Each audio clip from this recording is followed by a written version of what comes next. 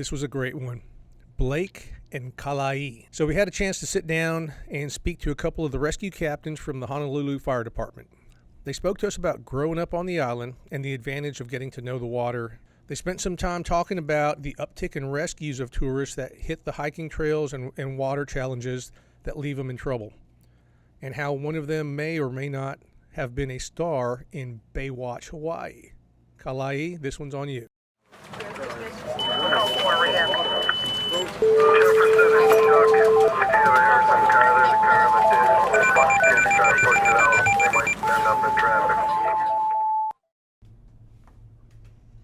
Okay, welcome to the show. This is Thursday, August 5th. We are sitting in the Honolulu Police Department.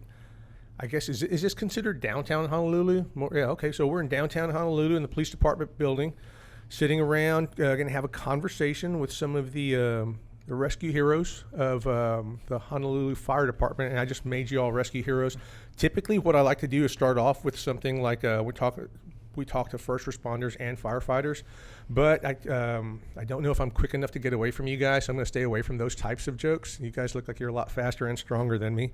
My name is Eddie Molina. I am the Southeast Regional Manager for the ALERRT program, and you guys are on our podcast, or the title of our podcast is The Call. The Call, just to represent basically what we all go out on every day. We get calls as police officers every day, and we go responding to places, and you guys as firefighters, and more importantly as rescue crew, you guys get calls, and none of them are going to be easy calls, and we know that everything's just a little bit more escalated. So we're going to talk to you a little bit about that stuff. I was a police officer in the city of San Antonio for 25 years and had the fortune to run calls on the patrol side and special operations side, and ended my career working in the covert operations side. You guys have a totally different job.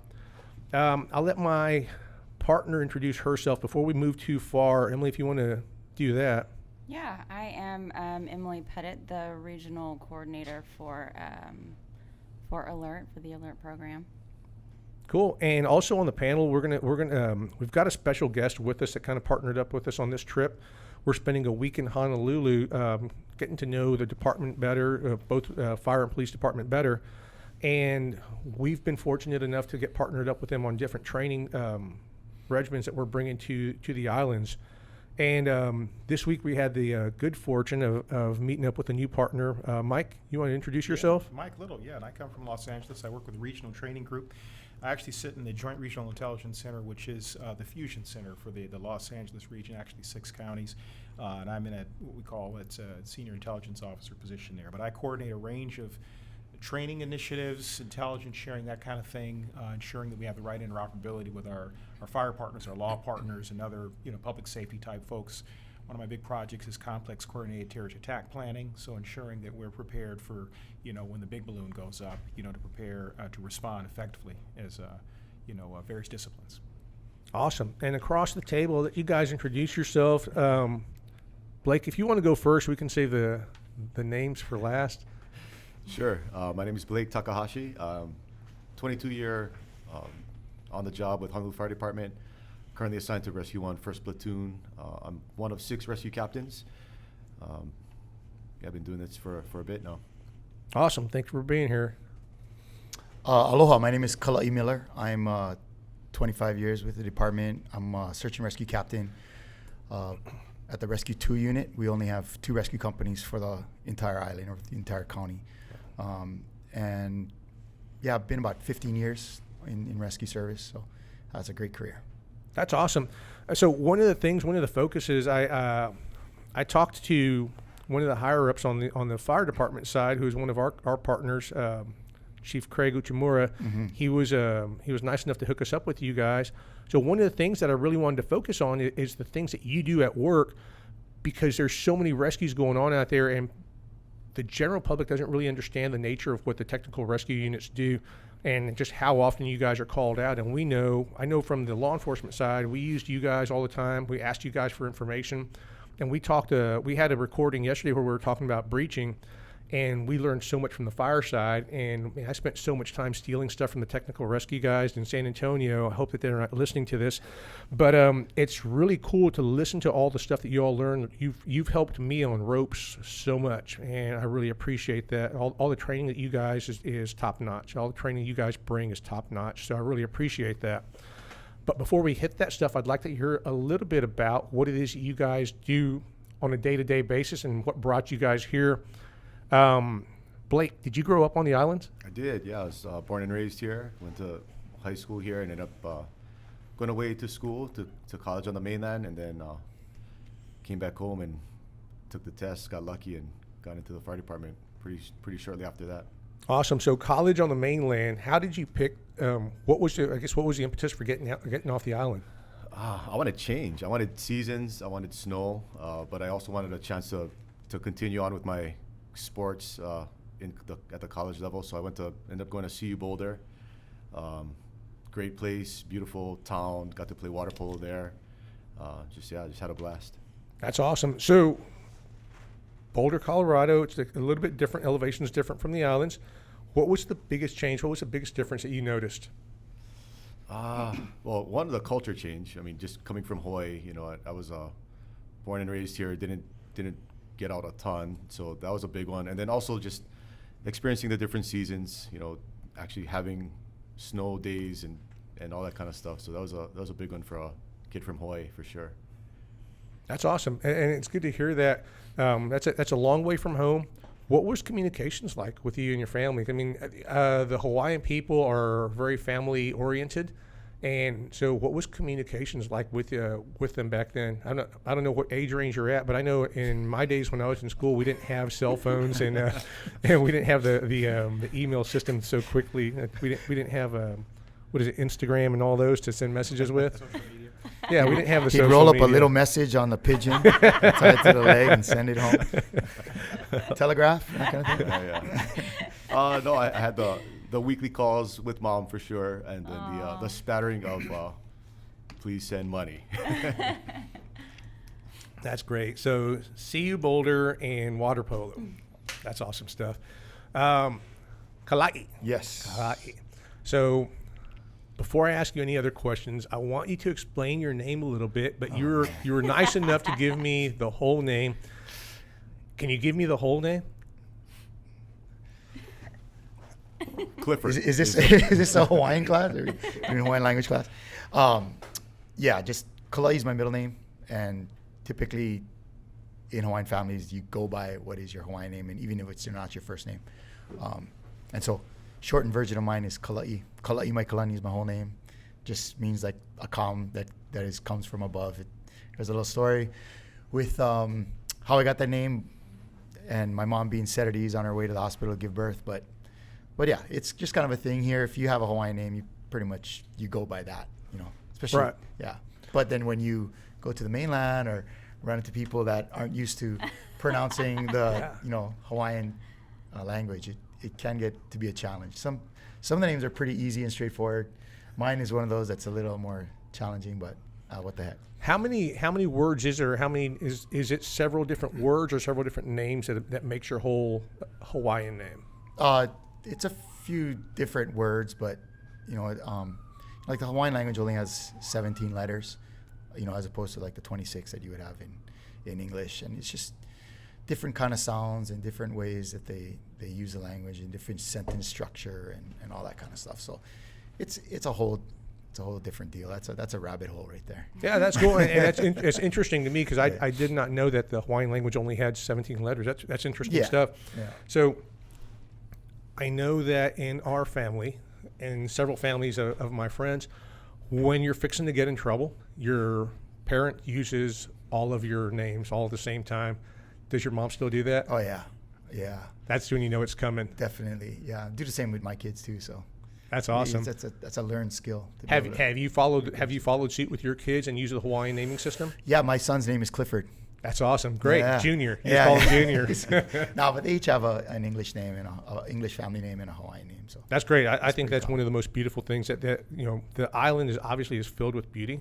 All of the islands are filled with beauty, and as we take those things, like you guys take those things for granted, we were talking to some people from the police department and fire department yesterday, and they were talking about how I think we need to just hear it more often because we take things for granted here, and the beauty that comes off the island, the beauty that comes out of your all's culture, it's just one of those things that y'all are used to every day, and we come over here to visit and actually experience. So that's a pretty cool thing. Mike, before we go to, I know you're going to help us out on the panel side and kind of asking questions, but I want you to explain a little bit about how you grew up in the department. What made you pick becoming a firefighter? Firefighter. Well, yeah. That's a good question. I'm not exactly sure what brought me to the fire department, but it seemed like an exciting place to work. And when I was a kid, everyone always looks up to firefighters, and so I had some close friends that worked in the fire department, and decided to take the test and was successful in the process. Saw that there was a lot of other opportunities. Ultimately, wound up, in a number of assignments. Did USAR, did hazmat, things like that. Ultimately wound up as I promoted. I was a spokesperson for a number of years at PIO, and really enjoyed doing that. I think that's what kind of brought me into this Homeland Security realm. After 9/11, we had a Homeland Security group, and I was brought into that group to kind of assist with some of the media relations, media coordination type things. Ultimately wound up in arson, heading that group with the Sheriff Department, as I mentioned, the Terrorism Early Warning Group. That kind of brought us into close connection with, obviously, the counterterrorism community this after 9/11. After that, I wound up working in our Joint Regional Intelligence Center, the Fusion Center. Got deputized as a task force officer with the JTTF, the FBI JTTF, which was a great privileged opportunity for many years to work closely, counterterrorism type issues and coordination issues with our agencies throughout the region. And ultimately, where I'm right now with the RTG and working, really training issues within the LA area for our departments, and also interagency response issues, ensuring that we're coordinated on all the range of bad things that can happen. We have the right intelligence sharing, information sharing, and response coordination for the big type events. That's a Reader's Digest version. It's a little bit more moving parts than that, but that's kind of it in a nutshell. That's great stories. So I'm gonna keep forgetting to bring things up, and I'm gonna push back to you guys on the opposite side of the table here in a second. But while Emily has this side of the cameras up real quick, I want to point out a couple of things that actually show on cameras. Like we have some fire stickers that show on our camera right now that you guys brought in. And it says Fire, Surf, and Rescue, because I'm guessing that's part of your all squad. I also want to point out the ALERRT Surf Club deal. We're coming for a week-long trip in Honolulu and doing as much interfacing with the departments as we possibly could. And one of our graphics designers back at the ALERRT program in San Marcos, Texas, we work for Texas State University, and so Julie Cantu came up with this design like on the hurry. Now, how she put it together, I don't know. Her brain works way different than mine. But Julie, thank you for putting this together. It really came out great. So the sticker, explain the sticker a little bit to me. Well, I just think it's, when you're in Hawaii, the birthplace of surfing, to find somebody that surfs is like you throw a stick and you hit somebody that surfs. Every other house got a surfer in it. And so a lot of the active guys that get drawn into a career like fire, a lot of them surf. And so, we have like how many departments would have a yearly softball tournaments or whatever. We have a surf contest and stuff like that. No kidding. And so I believe was Chief Craig back in the day. He was into making shirts and printing stickers and stuff like this. And so this is a little something that he threw together and that everybody kind of enjoyed and just kind of was repping on their cars and all that. I would say on your Hydro Flask, but that was way before that, huh? That might have even been before like laptops and stuff. So maybe like the canteen maybe is what we had back then. Yeah, so it's a little vestige of that connection to the ocean that we have here that, even in something as silly as being in your turnouts, you still got a little bit of the ocean in you too, That's awesome, and that's also part of the culture. That's kind of a really cool thing. I definitely intend to take many of these stickers back in my Hydro Flask, even though I do represent the LE side. I'll be sporting your all stickers on my Hydro Flask, and my kids will too from here on out. Definitely have tons of respect for you guys.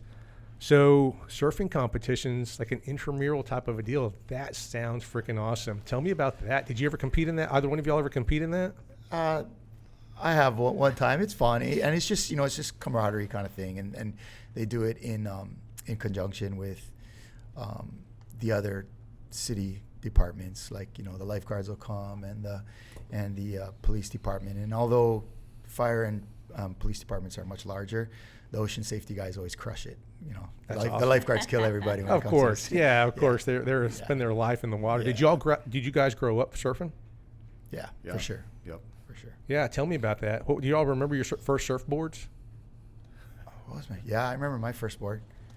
Yeah. It was Did you keep it? Bear. No, I don't have it anymore. But I think that, you know, surfing is one aspect of it, you know, being in the water, and there's many different modalities within surfing itself, right? So guys will grow up body surfing and bodyboarding and surfing, and now there's so many other things like foiling and so many other ways you can get into the ocean. And at the same time, you'll grow up, you know, so many dads or uncles have a boat, and you'll grow up on the boat and diving and maybe sailing. And so, you know, surfing is one element of being in or with the ocean, but I think it's definitely something that lends to somebody being at different levels, a water person or a waterman. And, you know, that's kind of something that we really look for in personnel that are trying to jump into what we do on the search and rescue side for the fire department. You know, the old captains always would say, I can teach you ropes and knots at the station on every shift. But, you know, there's only certain days, only so many days where I'm going to be able to have an interface with the ocean. And so the more knowledge or skill or background that somebody brings to the job is the better, you know, for us. You know, a guy that can come in and feel secure in good-sized shore break and have experience diving and know how to drive a boat, that's like perfect for us. You know, Yeah, those because are it life encompasses skills. a lot of skills that we do, and we don't have so many days to be able to give them instruction or that kind of just unconscious judgment of the water, and that in and of itself is a huge skill. That's awesome. I love hearing that. I've got friends that came out of different parts of the military service, and they talk about where their units, what they would look for in the background in hunting and fishing or familiarization with the water, growing up around the water. But that just totally makes sense for what you guys are doing. What was your childhood like on your side, Blake? Did you grow up surfing? Did you grow up playing sports? What was it? Sports like year round, just played everything. I grew up, body surfing was my main thing, so I was always in the water, and that's kind of what led me to water polo and just real appreciation for the ocean and everything else. But yeah, I think like anybody here, just played sports growing up, took that into high school, and just kind of that love for the ocean just kind of circled back when I got in the fire department. Kind of drew me to search and rescue for sure. That's awesome. And the I guess the equipment investment in body surfing is a little bit less expensive than the I got my boards. fins, I'm good. Yeah. That's good. That's awesome, man. That's awesome.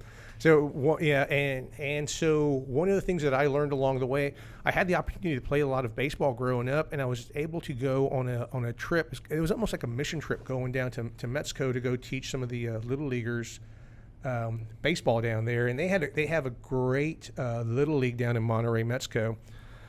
As we were going in our tour bus down the main streets of Monterrey, I noticed that there was a ton of kids playing soccer in the alleys, and they were all over the place. And our host, I was asking him, so why do we have so many kids playing soccer versus baseball? You guys are bringing us in to talk about baseball, and he talked about it's easier for us to get one group of kids, a whole group of kids with one ball, and the equipment's minimum, and they're all having fun. They're all actually outside playing.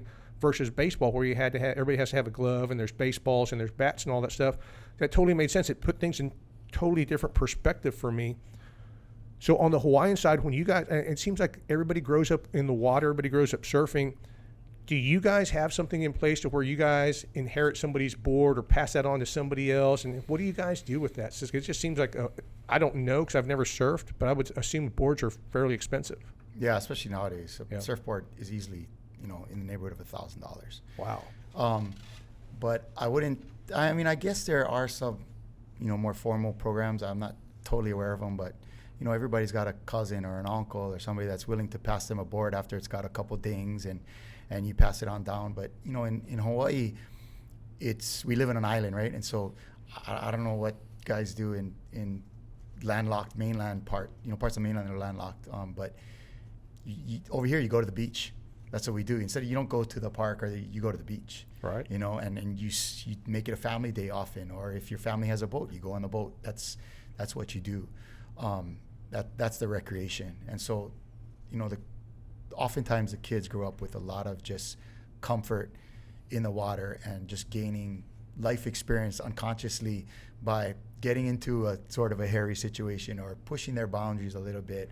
And so that's how they kind of build that up over time.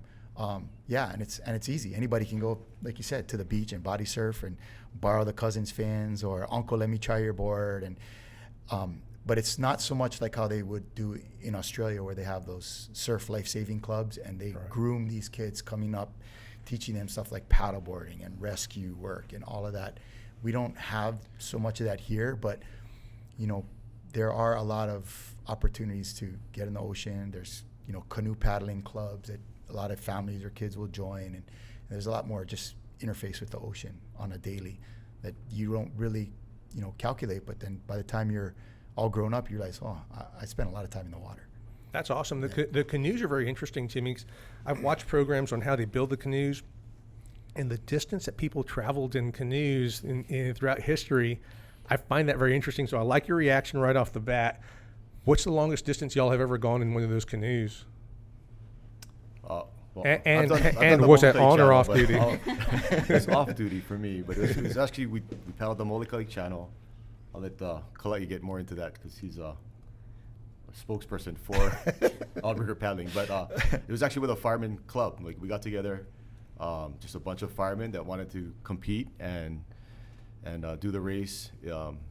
It's an endurance race. It's a fun one, but it was a real good show of camaraderie. Like, we just would get together off duty, practice, hang out after, like firemen typically do with a cooler, and we'd just trained up and did the race a couple of times. So it was super fun. Yeah, that race he's talking about is about 41 miles. 41 miles. Wow. But it's a 6-man canoe, 9 guys on the team, and then you have an escort boat and you switch in personnel periodically. So you'll do like a 20-minute period, and then maybe have like a 10-minute rest, something like that. Okay, cool. Yeah. So 41 miles, how long? I'm assuming that with all that testosterone going, we're going to be trying to push as fast as we can. So how long does 41 miles take? Depends on your conditioning and how good you are. There's a, you know, another rabbit hole, right? We can go down with What's harder to control on that, the conditioning or steering the boat when you have people that don't know what they're doing? Oh yeah, you got to have a good steersman. You got to have a good steersman.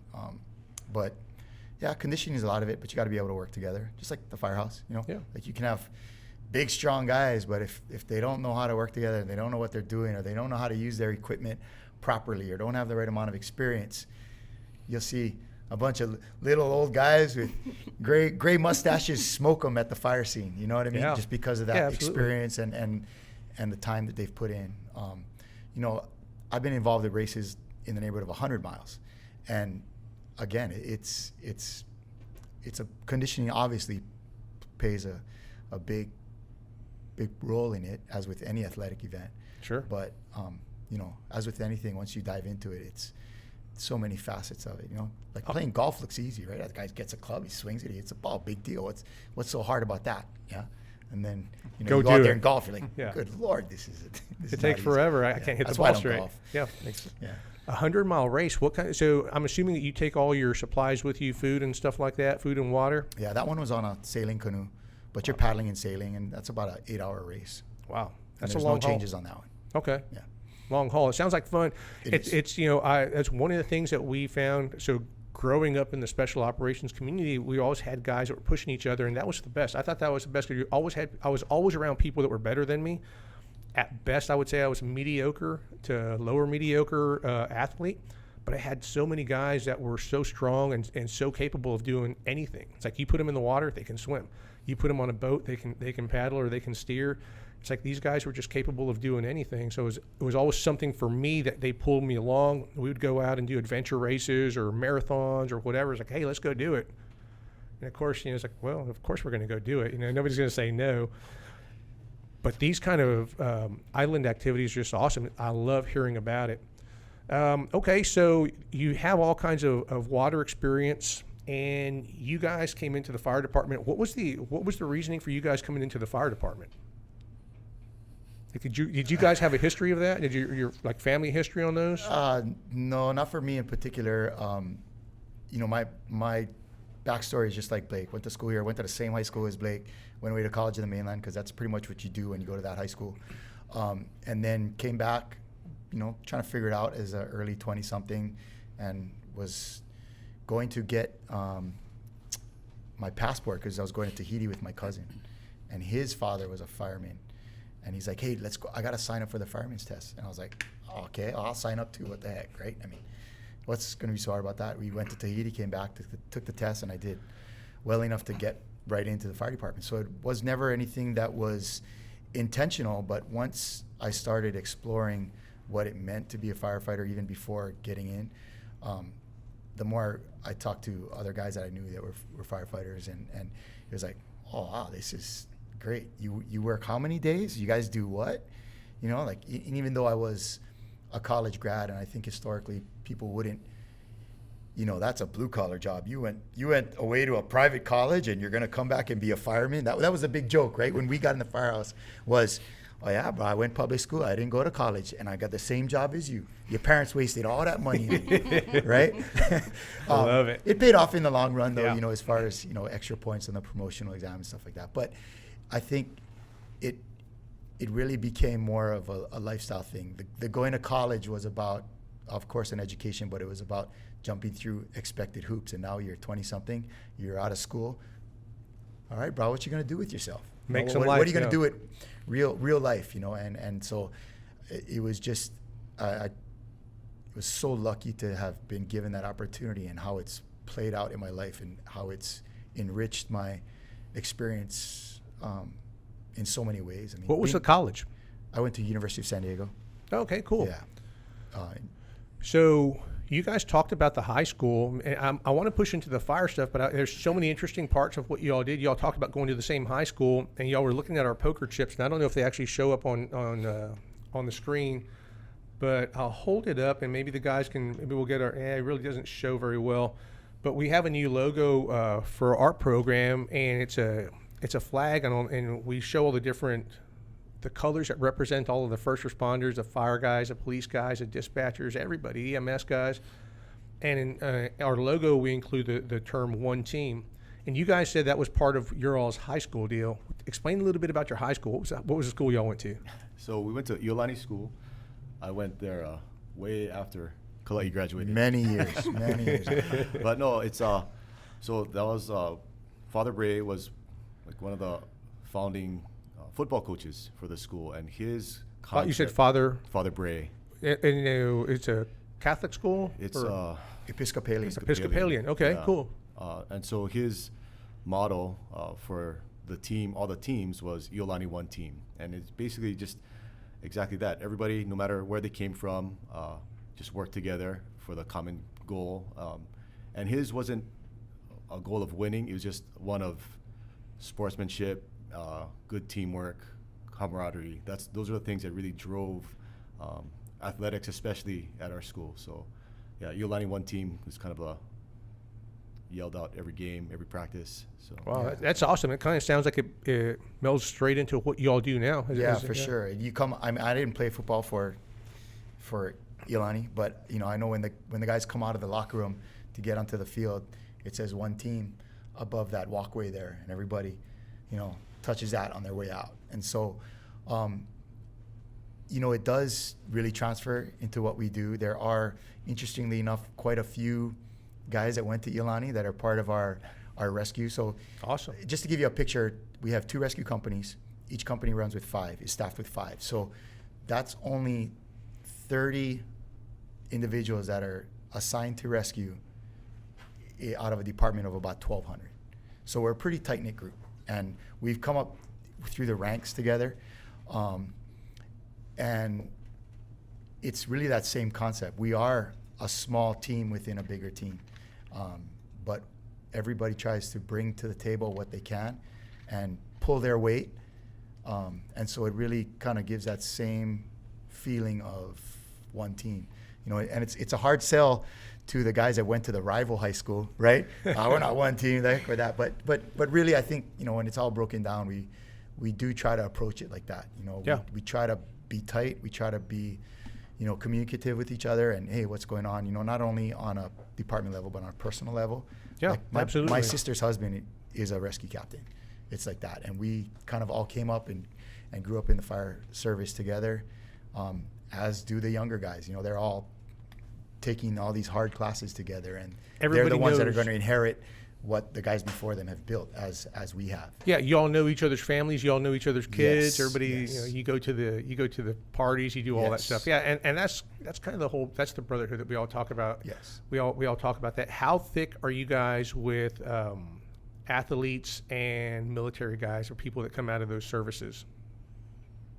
I'm going to say that just with the fire service, but especially search and rescue with what we do, I think we kind of draw those types of folks in. A lot of, like Kalai mentioned, a lot of like real good watermen, super like crazy good athletes, guys that are way stronger, faster, smart guys now, you know, because of all the training that we do. They're just way better than we are, for sure, you know, which Yeah. is good. That's what the team is about. I want guys that are bigger, stronger, faster, smarter than me all the time. I think that is definitely true. I think the one commonality that we find that for the guys that stick around and make it are they have high drive, right? So whether, like you said, whether you are the most athletic or the smartest, you can even the playing field by having a high drive. And to do what we do, I think takes I know it takes an extra commitment, an extra level of commitment of time and all those stuff. And so it's the guys with that drive that really rise to the occasion and are the ones that we really look for. Yeah, and so I know that if looks and strength were part of the skills that we were looking for, I never would have gotten into the special operations community. But one of the things that we looked for was good decision-making skills. And people, like you said, they were looking for the high drive. How were you when you were on patrol? Were you out there actually being a cop? Were you actually out there talking to people, arresting people, investigating, doing what you had to do in your district? And we changed the entrance program as time went by. I spent 10 years over there, and we changed the entrance program to get into our team along the way, just because we saw a need for something, you know, a little bit stiffer. What about you guys? Have you all changed the program along? So you've been in the program for a long time. How long have you been in the rescue side? Probably about the same. I got Wow. onto rescue about 5 years in the department. I've kind of just been in and around it. So you guys were Up the actually ranks. operators on the rescue side before you were supervisors. Oh yeah, you cannot be a captain without having spent time on the rescue squad as a rescue specialist. That's awesome. Have you guys changed the entrance exams for the rescue side at all? Entrance exam, a little bit. So the way the process goes for a firefighter one, your ground level firefighter to get onto rescue, one, they got to start training up with us. We do an agility test, which is just like a swim, a tread, a hike, rope climb, you know, just to make sure that they can, one, take care of themselves and do the job that we're tasked to do. And then they get in on the squads, they kind of get vetted by the different captains. We have a set of minimum quals that classes that they take to kind of get vetted and by the program, and then it's a promotional process after that where they have to take a written exam, do another agility test, and interview to hopefully get on. What's the maintenance program like? Are there these points that you guys have to keep up or lose your spot on the team? No, you know, I think like Kalai mentioned, I think the good part about all the different rescue squads is it's very motivated folks. So Yeah. There's nothing formal that you have to upkeep, but I think we self-check ourselves a lot. That's big. That's real big. Yeah. So, you know, I think as far as like agility tests, no, but we do an annual watermanship test, and we're training all the time. So a lot of checks and balances within the program. Mike, you spend a lot of time on the LA Fire guys, with the LA Fire Department. What was the reputation of the rescue guys in your all's department? Well, each group, there are a number of different groups, so to speak. There's the USAR guys, the hazmat guys, you know, and the arson guys, and most of those, you know, like the people that are not part of that group, they kind of call them prima donnas. They think those guys think they're the stuff. All right. That's in all organizations. There you have specialists, the Tim's guys, those guys. It's a special group, and they think they're special. In many cases, they are special. You know, they've put in that extra amount of effort in getting with that group, and there's a certain amount of camaraderie that they have, and for that reason, it appeals to others that want to be a part of their organization. But those groups that require the additional training, the additional education, and so forth, you know, that's what I think presents that drive to others, you know, to get out there, get the classes, to, you know, get those other qualifications to become a part of either, you know, like I say, USAR, hazmat, you know, whatever that specialist group is. But it's like that pretty much across the board. You know, any specialist group within a department, police, fire, you know, they have a reputation of being driven. You know, obviously those alpha dog type guys that are known as such, and for that reason, perhaps it appeals to others that are like that. Yeah, Meet people absolutely. like that. Yeah, and it's always ended up being a real good group. I mean, the more driven, the better. So, Blake, before we started this, we were talking about the uptick in the need for rescues that's going on right now out on the islands. So, if you don't mind, kind of cover. I know that Kalai mentioned. Did I get that one right, Kalai? Sorry. He mentioned that there's only 2 rescue teams for the whole island. Can you kind of cover how you split the island, where the lines are at, and kind of go into your all's duties? Sure. So there's 2 of us, Rescue 1 and Rescue 2, on shift every day. We just split the island administratively pretty much in half is the way it works out. The rescue program as a whole, we're just an all hazards team because of geographically where we are. We're an island in the middle of the Pacific, and we know that help isn't on the way for a while if we need it. We don't have mutual aid counties next door or nearby. So we train a lot. We train a lot of different disciplines. We do technician level in confined space, high angle rope, trench rescue, structural collapse. We do dive ops. We do rescue boat ops. So we're kind of jack of all trades for the city and county. Okay, great. So I think that's. I'm sorry to interject there, but I think that's important to emphasize the fact that for most of the types of calls that we go to, there's not really somebody else that's going to be able to come and get you if it's not us. And so, you know, that's not to go back to that special ops thing, but that's a responsibility that we take seriously. And so in a lot of other jurisdictions, either some of that work would be done by a different department, or you'd have a larger department that had only a heavy rescue truck, or, you know, guys that were specific to stuff where we have to kind of, like Cap Blake was saying, is have it's a real all hazards type of response. And so it requires our crews to, even though it's a 10 day a month assignment, you're constantly training within those 10 days and trying to upkeep your skills through classes and trainings, larger trainings, you know, exercises and stuff like that. So it's a challenge. It definitely is a challenge to keep up with all of that. But I think, you know, like it is, we attract those types of high drive guys, and they do a really good job, and they take it personal. What's the most common? Go ahead, Mike. Oh, no, I was just going to say, what do you do most of? I would imagine hoist operations, folks are up hiking, they take on more than they can probably handle. Yep. More of that, or water rescue type stuff? I would say our bread and butter is mountain rescues. Yeah. Lost hikers, injured hikers. So we do a lot of that. And that entails for our department, because we have our own air group here, it entails a lot of work with our helicopters. So we have MD-500. They're kind of smaller helicopters, but they're really nimble, and they're great for what we do. But yeah, we do a ton of rope work. And the way that we do our rope work out of those helicopters, we don't do hoist operations like you would see at LA County or places like that.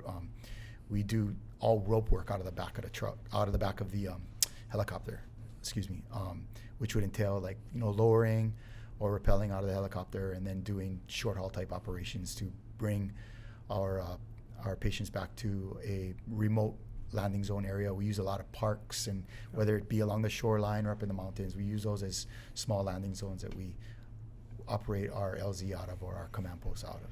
Yeah, that's very physically intensive. Were you going to jump in there, Blake? No. Okay. Well, tell me, so yeah, that's a great question, Mike, and that's kind of where I wanted us to go with this. So that seems to be the most frequent calls y'all go on. And second to that would be ocean rescues, missing surfers, boaters in distress, those types of things. So is there a most common place you guys go to for the mountain rescues? There are several trails that are kind of the most popularized ones. Right. Cocoa Head, Stairs, Diamond Head. We recently had the shutdown of a place we call Manawili Falls. It was just getting out of control with the amount of people and people parking in the neighborhood, and they had to shut it down because they're going to reroute and reconstruct a parking lot and stuff like that. So there are several trails like that, and there are also several lesser known trails that we have to take care of and service those individuals that get in trouble there. So we definitely have our frequent flyer trails, you might be able to say, but really it's anywhere in the island. And although we have our island split between the two rescue companies, let's say Blake's crew is called out on a job, now I have the whole island. All right. And so I can go. So our familiarity or our response area really is the entire island. Yeah, And 3 miles offshore. You talked about Cocoa Head and Diamond Head, and those are, is there? Yes. Yeah, Diamond Head. Those two are very popular places. I mean, anybody that's coming to the islands is going to get on YouTube and find some cool hikes to go on, and that's what I do. It's like wherever I'm going, I look for some good hikes. And those did not seem like they were the most challenging. Obviously, Cocoa Head's very steep. There's a lot to it. But do you find that the actual physical challenge is more, or the fact that there's so many people at these places? What creates a bigger problem? I think the bigger problem really, and like you said, those hikes really aren't that taxing, but when the wrong type of folks who are not in shape or aren't geared up to go and do those types of things, those are the ones that end up having difficulty breathings at the top or chest pains at the top, or so I think it's a bit of a mix. I think guys sometimes get in over their head, getting deeper than probably what they should be, kind of out of their comfort level, and that'll kind of drive them to call 911 and get us going.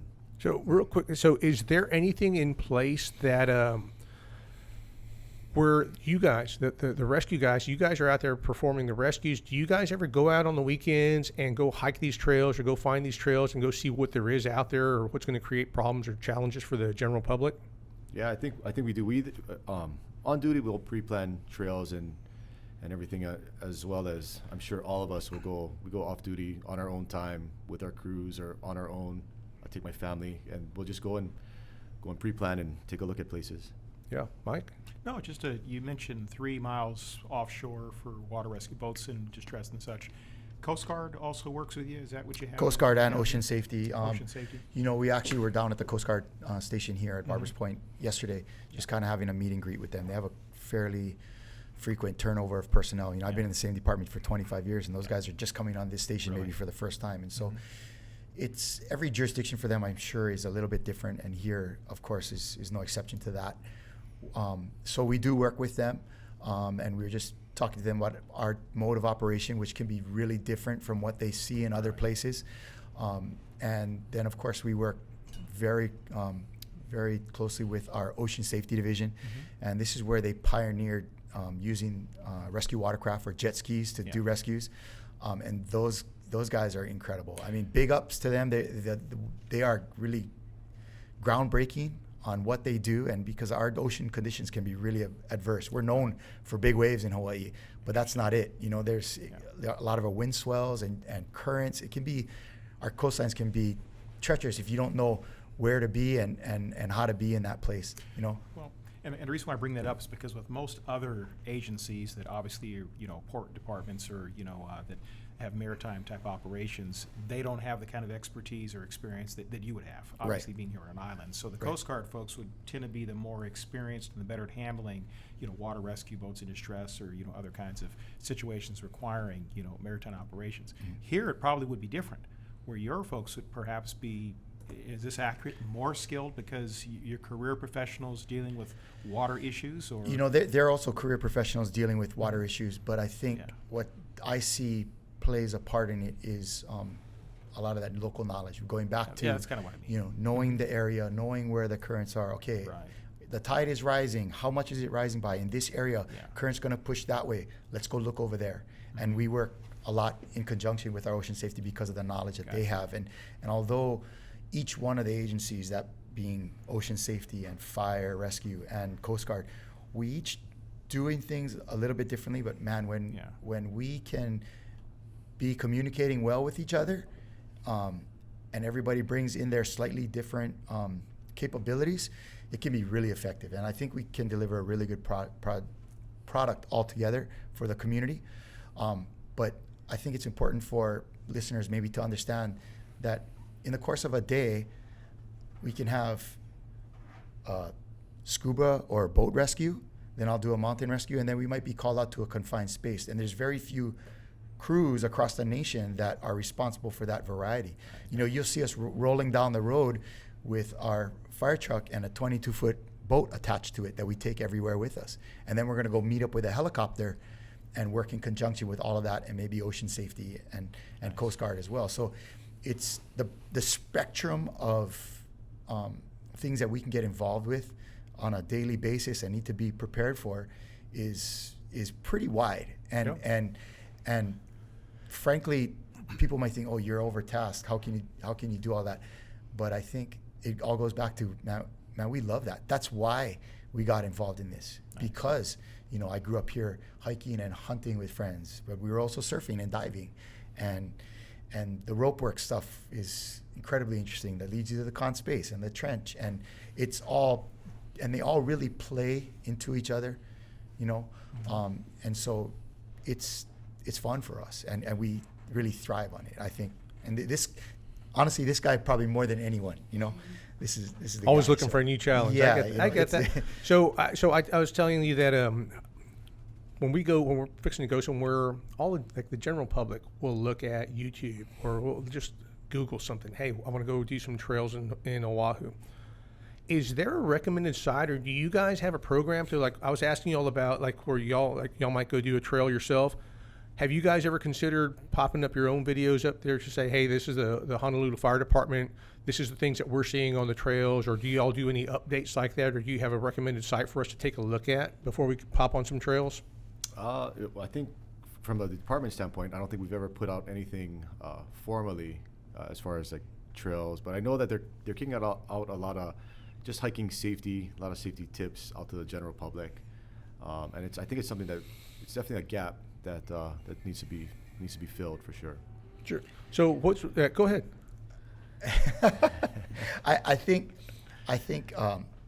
in this whole gig, I think can be brought back to people are really good at making poor decisions and overestimating themselves and underestimating conditions. And I think, you know, you can find that across any jurisdiction, whether you're police or fire or whatever. Yep. That's how people get in trouble, and that's really what we're there for, right? You know, when something is out of your control, that's when you call 911. And people can come from other places and not understand how quickly it can get dark, or how unprepared they are, and a lot of it is the mindset of being on vacation.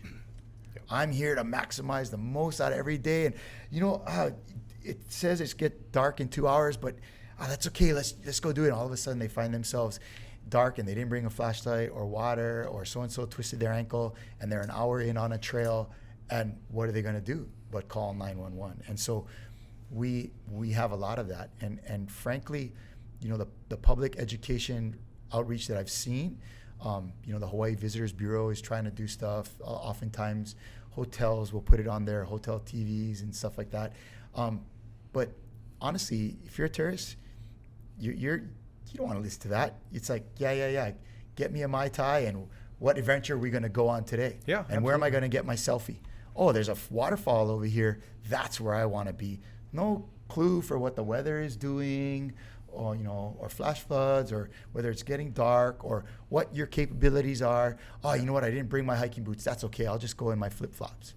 You know what I mean? And that's how you land up getting a buckled knee or a sprained ankle, or people overestimating themselves. And so I don't know. I don't know what the solution is to less rescues, or does it even really matter to the point of whether they're a resident or a visitor.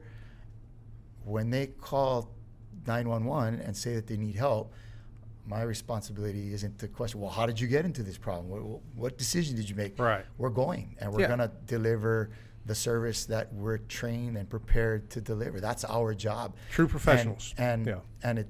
and whether or not they're going to listen to warnings or be better at estimating themselves or having situational awareness of the weather around them, you know, that's I haven't seen it be successful, any agency or, you know, government program at making people better at that. In fact, I would say arguably we're getting worse at it, because we have, although there's so much more information out nowadays, you know, it's way easier for me to just get saved, or I can get in trouble and what the heck, no Yeah, that's problem. understandable. You know, It's people pretty aren't good- taking responsibility, Good perspective on like that. how they did when we were growing up. Right. You know, growing up as a local kid, you know, you ain't calling for help, man. Figure Unless it it's out. really, really bad. Yeah. We get people 3 minutes from the trailhead calling for help because they're a little lost and it's 2:00 in the afternoon.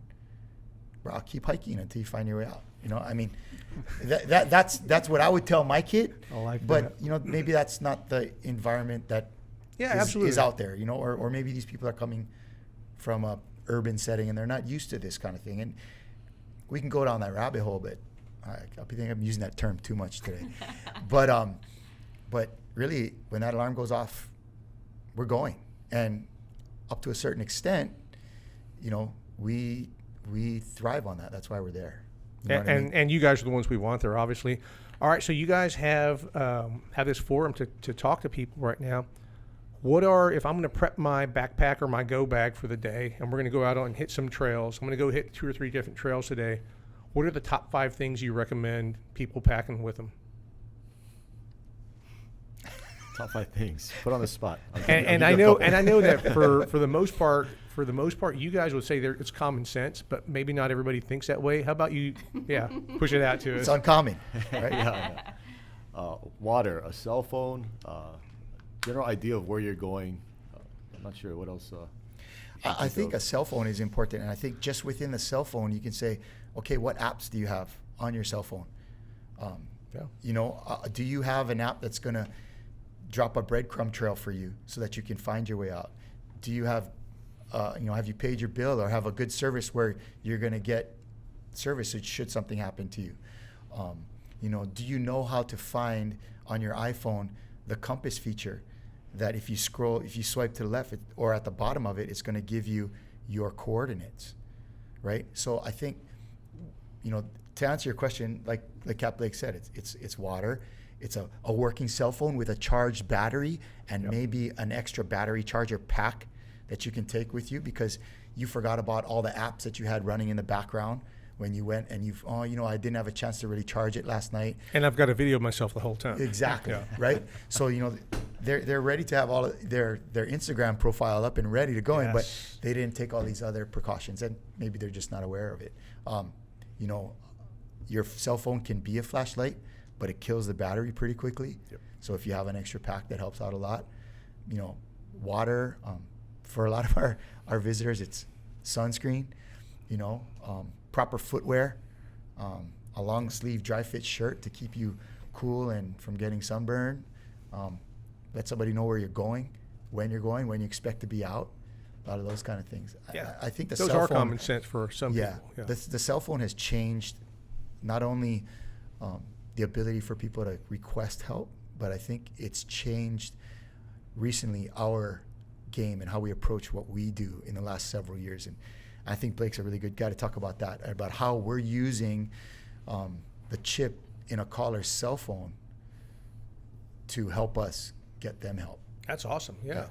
Yeah, I think when Kalai and I first got on the squad, we didn't have cell phones that would give you your GPS lat long, and it was a lot of just local knowledge, pre-planning a trails, trying to figure out like, hey, okay, I passed this bench, I took a split, I'm in the bamboo, and we would have to kind of piece it together and kind of find these guys needle in a haystack. But it took a lot of pre-planning and local knowledge to do that. And now with a cell phone, it kind of takes that out of play a bit. When they call 911, we get from our fire dispatch, and they're great at it. They give us a GPS that long, and we can basically, as a crow flies, get right to them, especially with our helicopter. If it's a ground op, we can plan them if they're on or off trail. And that really has changed the game for us as far as efficiency and safety as well. We're not doing a few hour search to find this person. It can be as quick as meeting up with a helicopter at the LZ and getting right to them. So yeah, I think that like Kalai mentioned, the cell phone and the capability of it has really changed the game for us, at least for we do business. The technology, the advancements in technology have helped all of us, Mike. Yeah, I don't know if you're going here, Eddie, but just wondering for each of you, not sure how long you've been with the, your rescue squads, but most gratifying or most memorable rescue or incident you've been involved in. Just wonder if each of you can kind of comment briefly on that. I don't know. So Memory's shot already. What stands out? Big one.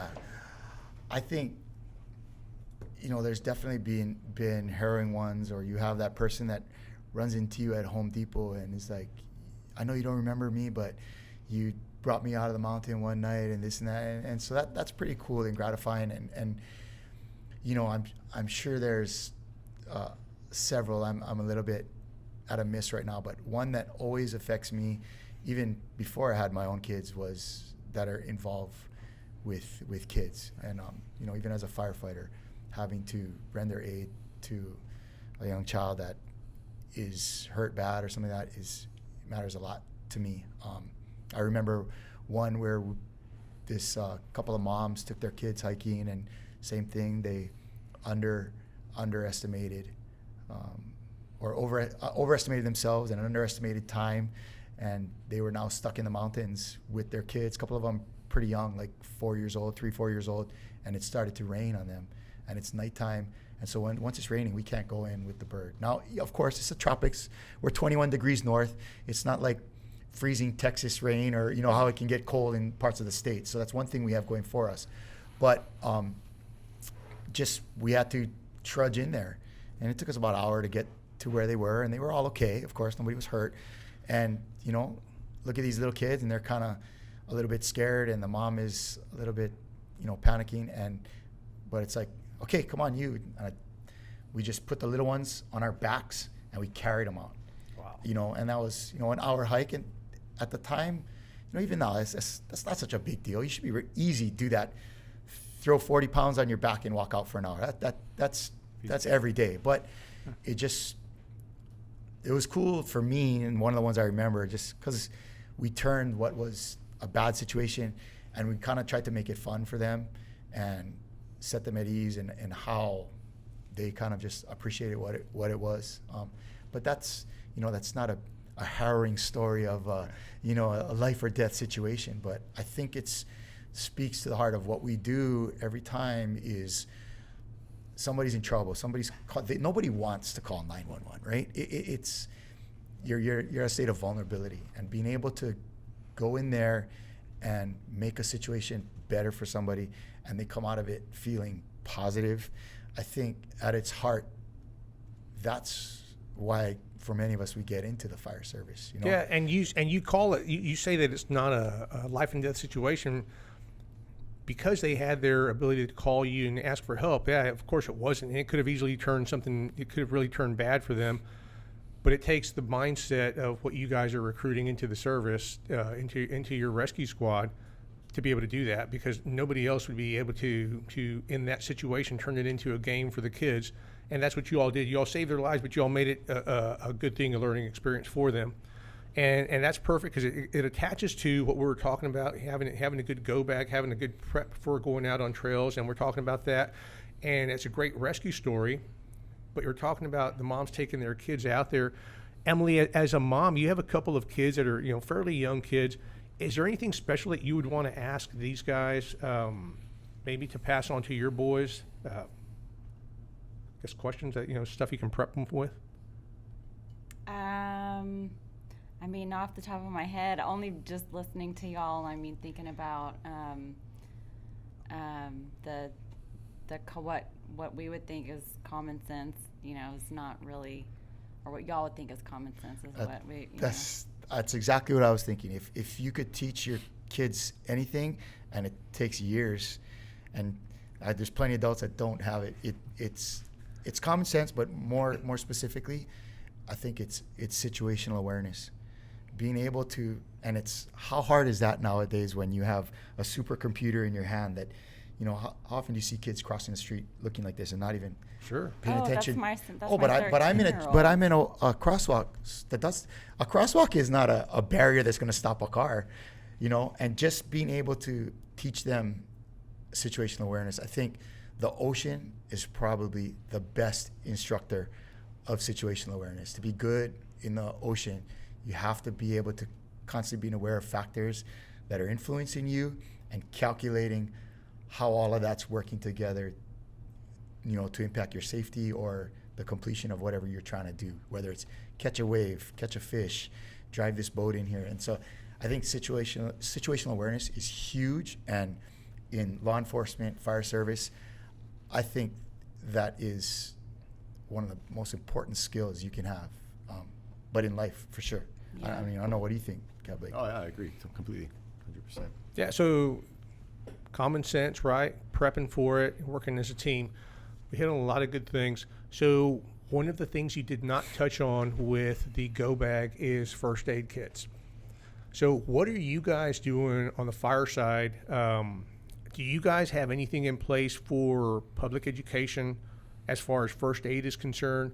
And what would you guys recommend that we tell the general public to pack in their first aid kits when they hit the trail? You know, we do get people that are injured quite a bit. We get, you know, like you said, lost or just disoriented or not feeling good. I don't know how much I would recommend as far as a first aid kit and people taking that on themselves. A lot of the hiking you're doing here in Hawaii is not like a multi-day trek where you're camping overnight and stuff, where places like maybe Colorado or Texas, you have these huge areas where you can go for miles and miles and miles. A lot of the hiking in Hawaii are day hikes, you know, several hours at the most. You know, you'll hike for 3 hours and then return on another 3 hours. So it's something, if you start early enough, you could be able to accomplish. But I think hydration, especially with how hot and humid it can be here, is tremendously underrated. You know, they have those little hydration packs you can add into your water. Taking enough water is gonna help you a lot to accomplishing whatever, if it's a more strenuous hike. And so I think you just talk being about the hydration packs. You're talking about like electrolytes that you can add on into your, yeah, and into that your kind water. of multiplies the effect of the impact of the water you're taking. For So sure. if you can only take a certain amount of water with you, those packs may help you out. Big time. Okay, Big cool. time. What about actual like the small first aid stuff that, because as you know, as a dad, I always had tons of Band-Aids and the ointments and a little bit of everything. And of course, as a cop, I have tourniquets because you never know when somebody needs a tourniquet, right? What would you put in your go bag?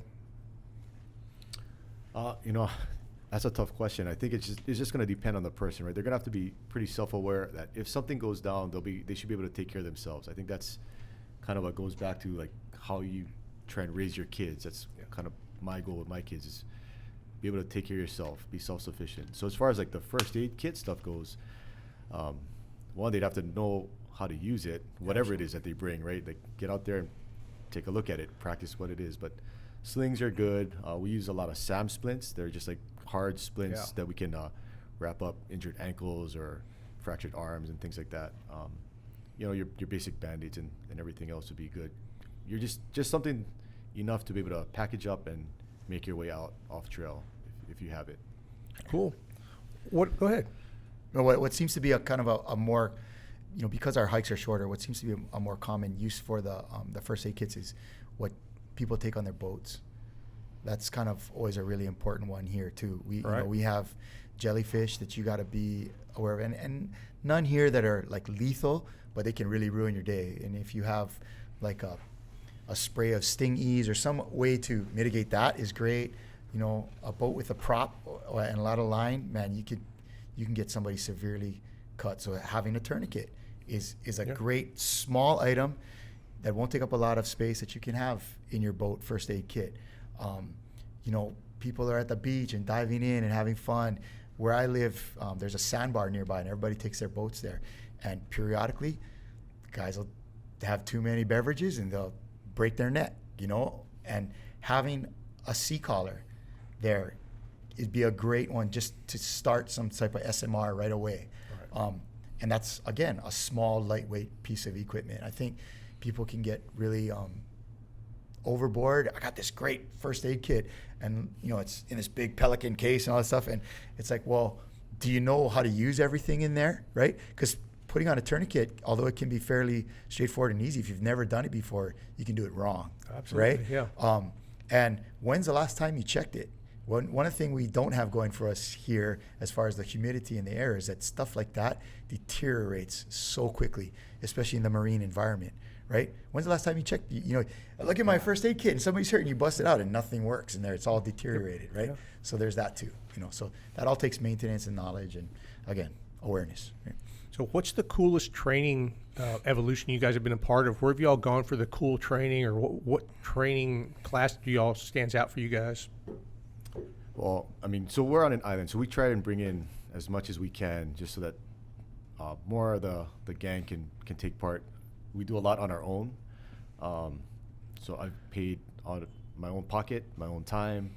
I've gone up to LA County for a few different things, for like swift water, rescue boat ops, marine firefighting ops, things like that. I went up to Colorado. I did a high angle rope class up there, all kind of on my own dime. But just to kind of like better myself and bring something back to my crew and to the program. We've got a lot of cooperation from other entities here locally.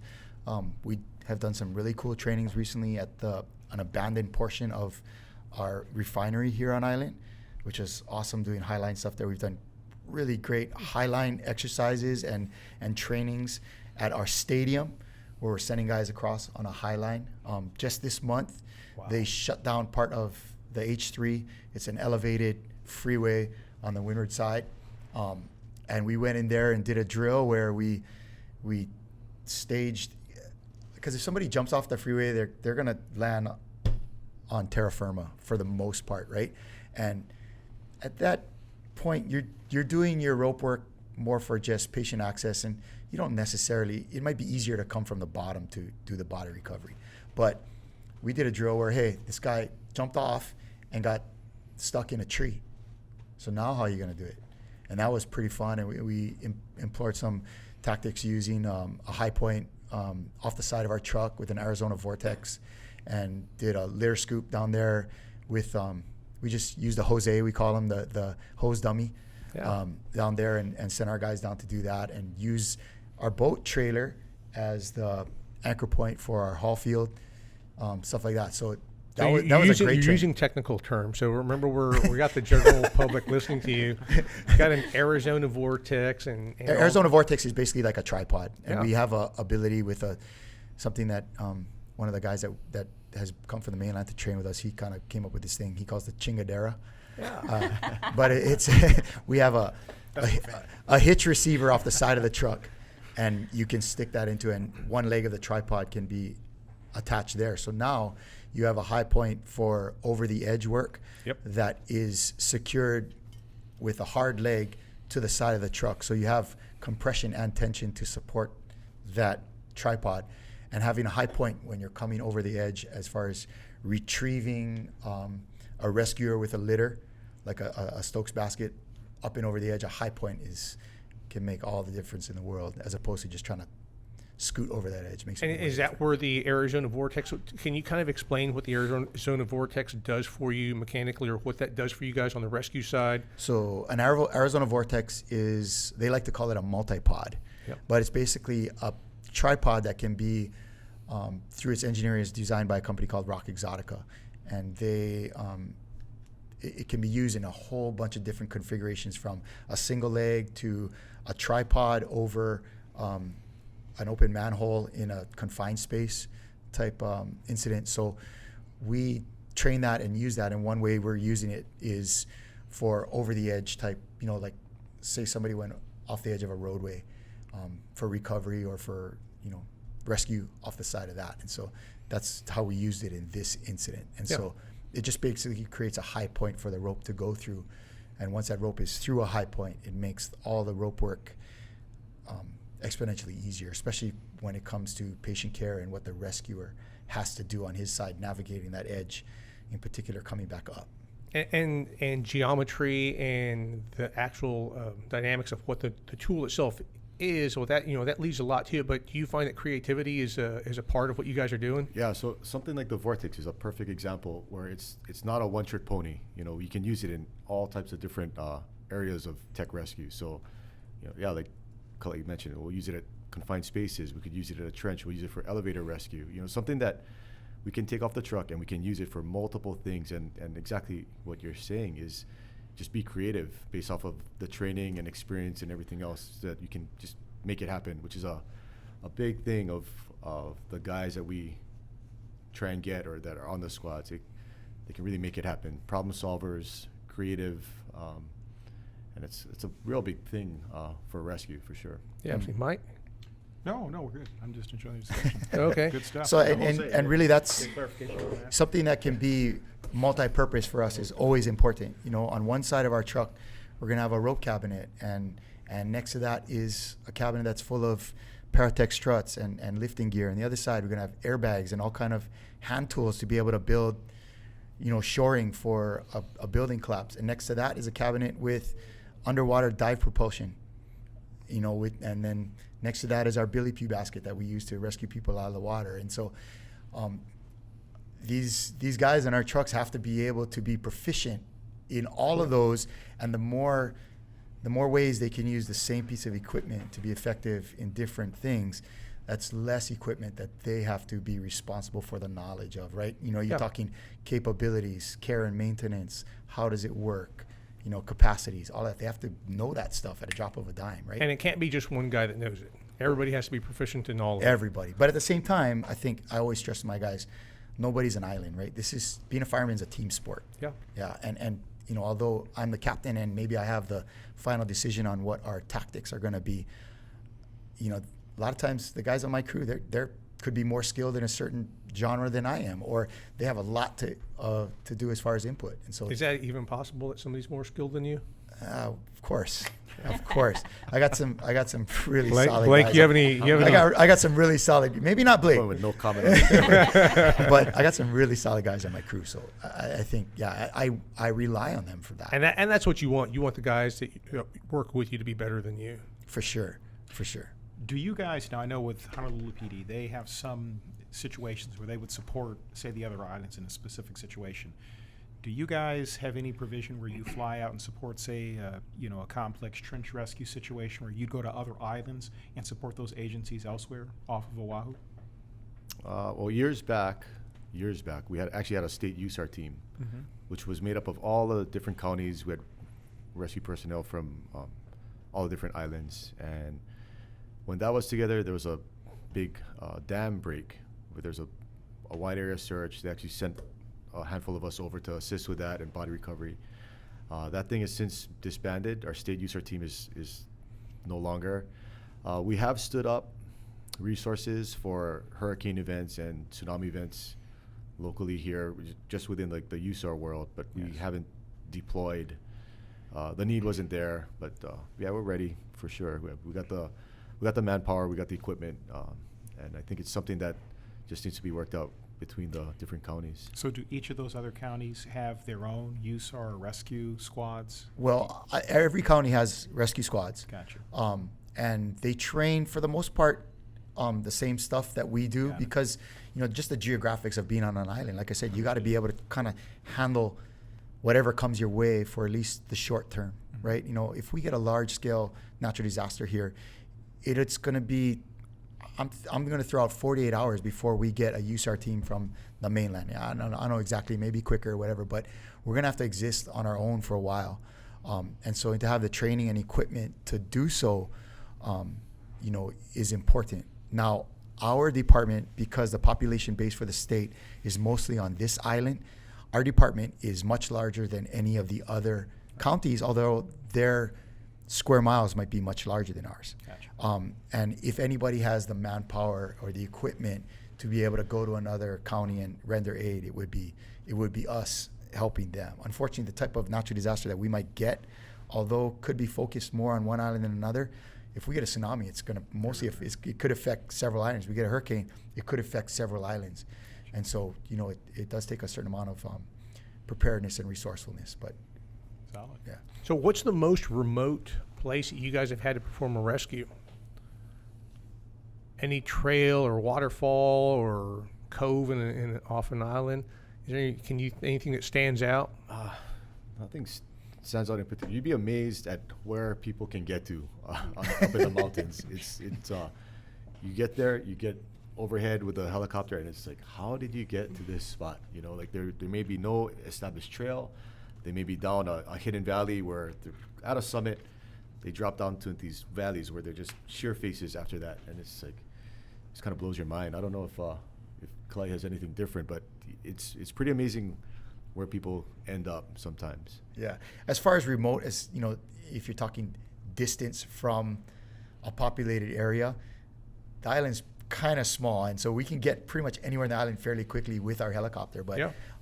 you know, several miles out to sea, picking up an injured boater or a diver that has passed out there, stuff like that. You know, that's as far as remote. But in the sense that somebody from the mainland would define remote as being just miles and miles and miles away, we don't have Sure, so there's much only of so that. much distance. Yeah. But we have some pretty, rugged areas even on this most populated island. Like, wow, like Cap said, it's like, how did you even get over here? Like, Yeah. how are you still alive getting to where you are?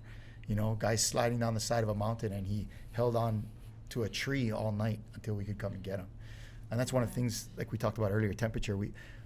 If conditions are really bad and somebody's stuck on the top of a mountain, I guarantee they're not going to get frostbite. So we're gonna come get you at first light. You're gonna have to spend the night, and Yeah. maybe that's one of the hardest lessons for them to start working on their situational awareness. Is it okay? So if there's a trip, I'm coming to Honolulu or I'm coming to Oahu for my first time ever, and I'm getting on the YouTube or wherever researching trails. Is there a trail or a place that you would recommend that I stay away from if I'm still a beginner? Is there one of those places out there that stands out to you guys that you would just say, hey, stay away from this one? You got anything? Not sure. There's I think we talked about, a lot of times it's just a matter of understanding your capability, right? Sure. You're coming over to have your fun, get out into the island, see everything. But I think Diamond Head, which is paved for much of the trail, can be over some people's heads. So Right. It's kind of a tough question, really. The problem with that is, in today's world, the moment I mention something, that's the one they want to go and do. Yeah. Right? I think that's what we're trying to do. We're Fair trying to enough. dodge that. Fair enough. I would educate people that there's a hike that there was pretty popular for us, and a lot of guys were getting in trouble on it, and it's a fairly arduous hike. It's called the Stairway to Heaven, and that actually has died down for us a little bit because finally our Department of Land and Natural Resources started ticketing people because it's illegal. It's in a off limits area. You're not supposed to be on it. Right. So it's a stairway straight up the side of a mountain for about an hour, and then you can hike out the other side. It's another couple hours, a long gradual hike out a valley Wow. or a ridgeline. And it's a beautiful vista up there, and that's what people are looking for, right? They want to get their shot underneath the waterfall or here's me and look at the beautiful bay in the background or whatever. And I get it. That's the world we live in. It's all about how many likes you can get. And, Yeah. whether I like that or not is a whole nother thing. But I think, they just have to realize that, take a step back. Okay, is this really worth it for me? Because we've had, several calls that we deem them death by selfie. People going to the edge and like this, and then, and unfortunately those people have hurt themselves real bad, and some of them have passed. Wow, that's the first time I've heard that term, death by selfie. But I've heard those stories all over the place. It makes sense. I'm going to use that. I'm going to steal that from you guys. Sure. Hey, maybe Chief Craig can make a T-shirt out of that or something like that. But that's a great point. Have you guys written down your stories and written down the rescues that you guys have done, taken notes? Is there somebody in your all's history when you guys first came onto the squad that was like the Jedi Knight of rescues that you guys learned from? Pick one. Go Come on. It's kind of like what Kalai mentioned earlier. I think the guys that came before us really paved the way for us today. So, yeah, we've had just some, legend rescue guys, captains down to the firefighter 2, the specialist level, just solid guys, knew the island, get it done no matter what. I don't know. God, if I'm going to throw a name, you got to throw at least one name. Go first. No, come on, you got to throw one first.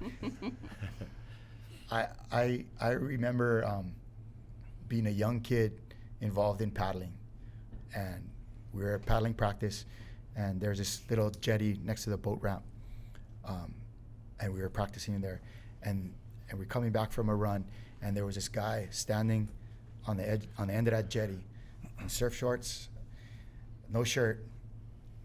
Those old school, some of the original polarized sunglasses, kind of curly pepper gray hair, and he was just shredded.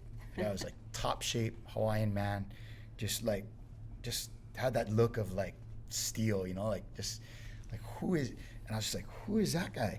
And my friend was like, oh, that's Nalu's dad. That was our friend's father, and turned out he was a rescue captain. He was a Vietnam veteran, one of those guys that he was one of the best. You asked about canoe steersmen. Yeah. He was one of the best ever. Wow. And his son, Nalu, was our friend, a couple years older than me. So now this guy's name was Kala Kukea. And his father, Joe Kukea, was one of the first rescue captains. He was a rescue captain. His son, Nalu, is also a rescue captain now. Wow. Yeah, so he's the only one that I know of that is a third generation rescue captain. And Nalu's just like him, unbelievably competent in the water.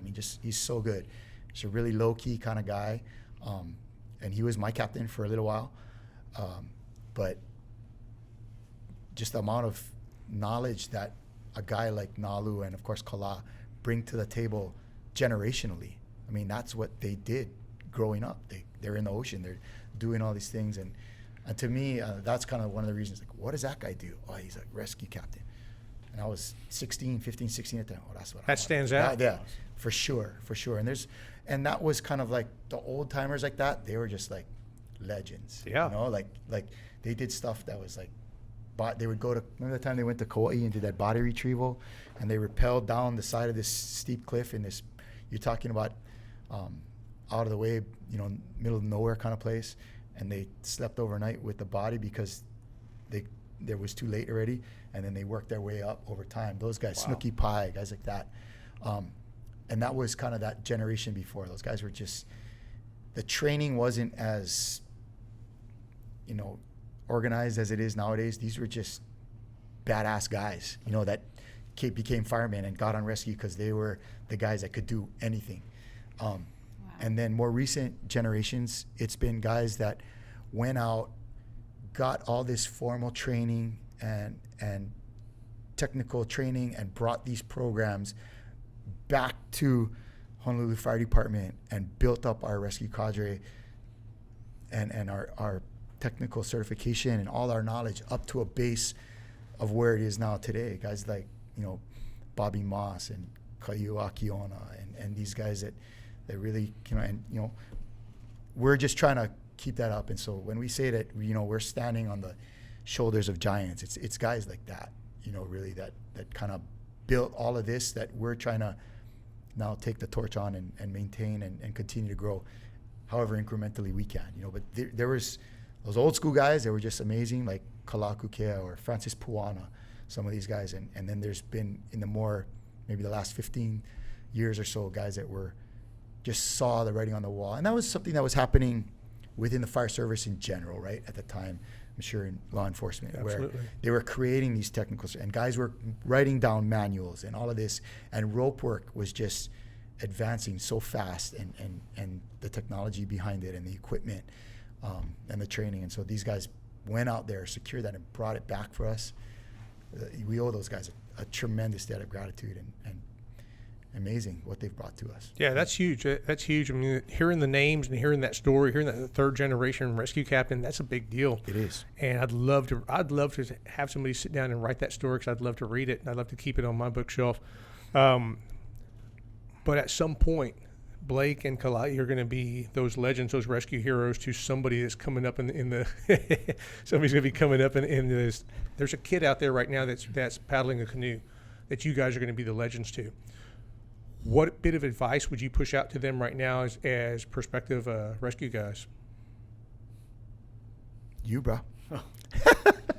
I talk you too much already. Well, that's par for the course. No, I think it's tough. I think like we talked about, I think guys that are, pretty aware of their surroundings, that have real good local knowledge. The guys I look for, I like guys who are humble. I like guys who are driven. A big deal just with the fire service, and as well as Ellie as well, it's just teamwork, being able to get along with everybody. So I think, like I always tell my guys, I fall back on the 3 C's. So character, coachability, and chemistry. I think those are the things that I look for.